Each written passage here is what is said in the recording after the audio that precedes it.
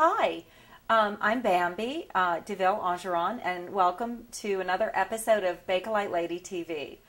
I know that a lot of you that are watching are ladies, but I just want you to know that I do have a lot of men who collect Bakelite.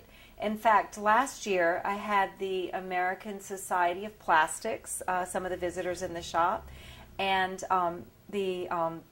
the thing that was so interesting about it was, of course, we were talking about all the different types of resins, and there was actually a gentleman in my shop who worked at the Bakelite Corporation, and that was pretty interesting. He had some fun stories. Different resins that were going on at the time, were being processed because of the need for the different uses of plastics in the beginning of the plastics age. And remember, we had Bakelite because we wanted something that wasn't flammable like celluloid. And then we needed to do something fun with the Bakelite, like make jewelry. It was part of the modernist movement in art and a lot of interesting things that were going on. Bakelite is really, aside from gemstones, it's the first colored jewelry. Now, I'm wearing this beautiful necklace that we would call Bakelite. It's actually Catalin, which is just another name for Bakelite, but a different formula that was created to be able to enhance the colors. When the Bakelite Corporation realized that artists were going to be using it for jewelry, that designers wanted to use it in home design. We had a huge movement of home design in that part of our country's history. That was it was necessary.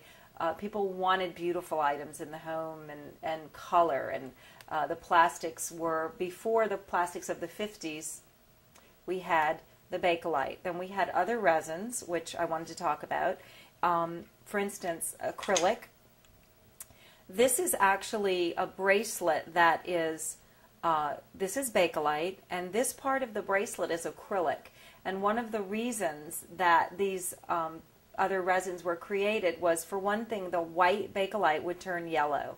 So for the huge jewelry movement in the 1930s of Bakelite, oh my gosh, you can imagine how important it was to figure out a way to have the jewelry stay white for us ladies. So we had our beautiful red, white, and blue patriotic jewelry. So that was called nylon.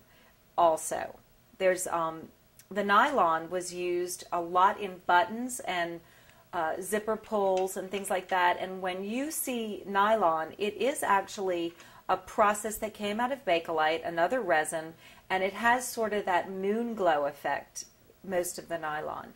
We have apple juice Bakelite, and that came out of Bristol, which is another brand name from Bakelite. So Catalin and Bristol are brand names, but they are Bakelite.